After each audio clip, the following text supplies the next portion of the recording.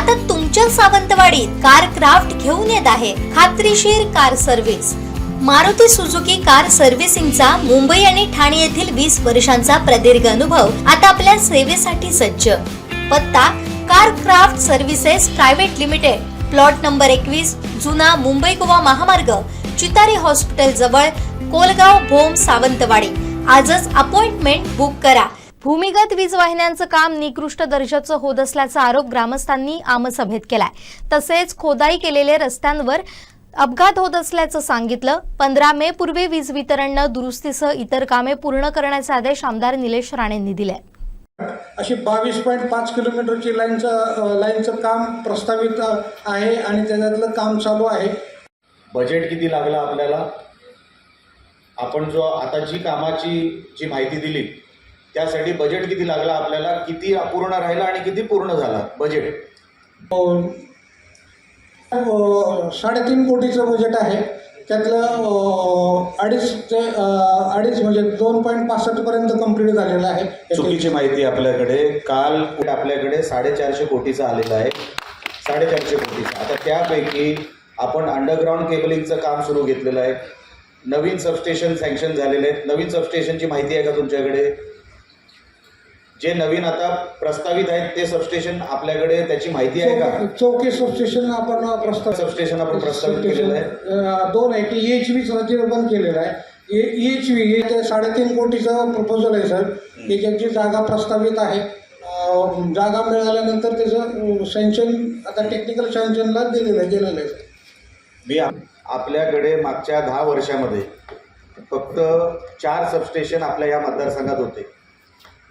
आता मागच्या वर्षभरामध्ये आपण आपल्या मतदारसंघासाठी म्हणजे कुडाळ मालवण मतदारसंघासाठी हे 5 वर्ष जेव्हा संपतील तेव्हा 11 सबस्टेशन आपल्या या मतदारसंघामध्ये उभे राहतील।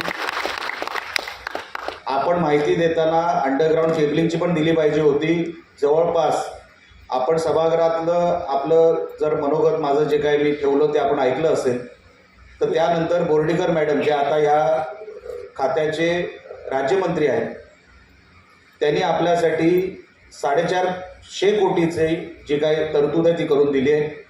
हे आपल्याला चौकेपासून जे काय कसालला जे काय काम चालू आपल्याला जे दिसतंय तो त्याच कामाचा भाग आहे। ते डिटेल पण तुम्हाला द्यायला पाहिजे होतं। आता त्याच्या काहीतरी तक्रारी आहे, ते आता सामंत साहेब त्या तक्रारी नेमक्या काय आहेत, तुमचं जे काम चालू आहे त्याचा दर्जा हा राखला जात नाही आहे, अशा काही ठिकाणी तक्रारी आलेल्या आहेत। आपल्यापैकी कोणाला जर त्याबद्दल बोलायचं असेल तर आपण बोलू शकता। दुसरी देतो, माझं झाल्यानंतर देतो। जे काय रिपेअर अँड मेंटेनन्सचे पैसे आले काल कुडाळच्या आमसभेमध्ये ज्याचा उल्लेख झाला, जवळपास 3.5 कोटीचे रिपेअर अँड मेंटेनन्सचे ऑलरेडी प्रस्तावित कामं पूर्ण झालेली आहेत। उरलेले 3 कोटी आता रिपेअर अँड मेंटेनन्सची कामं चालू आहेत, म्हणजे 6.5 कोटी रिपेअर अँड मेंटेनन्समध्ये कुडाळमध्ये खर्च झालेले आहेत। तो आकडा तुमच्याकडे आहे का रिपेअर अँड मेंटेनन्सचा? आहे सर, द्या मग। जवळजवळ 3.25 कोटीचा काम झालेलं आहे सर। आता कुठलं काम झालं? आता जसे मेंटेनन्स हे 25-26 म्हणताय तुम्ही? हा, आताचं पण बघा, रेकॉर्डवर बोलताय आणि आम्ही क्रॉस चेक करणार। हे विषय इथेच व्यासपीठावर संपणार नाही। ओके, हो, 3.25 कोटीची आता कामं झालेली आहेत तुमचं म्हणणं आहे। पुढची कामं किती राहिलेली आहेत? जवळजवळ 1 कोटीची राहिलेली आहे सर। आता आपल्याला माहिती आहे मागच्या वर्षात पावसाळा हा 20 मेच्या जवळपास आला। त्याच्या अगोदर आपली ही सगळी मेंटेनन्सची कामं पूर्ण करावी लागतील। करणार सर। कुठल्या तारखेपर्यंत करणार आपण? आता आमचं 15 तारखेपर्यंत नियोजन आहे। 15 तारखेपर्यंत आता सध्या 33 जे काही 3 सबस्टेशनची 33 केबी लाईन जी येते आहे, EHV कुडाळ, कणकवली आणि आचरा तळे बाजार म्हणून त्या लाईनचं सगळं ट्रिप कटिंग आणि पेट्रोलिंग करून कंडक्टर बदललेले आहेत, आयसोलेटर पण आपण रिपेअर केलेले आहेत आणि जो काही लूज कंडक्टर होतं ते पण ओढून घेतलेले आहेत आणि काही ठिकाणी कमी ताकदीचे म्हणजे लूज आणि जास्त जॉईंट असलेले ते पण कंडक्टर आपण बदलून घेतले सर।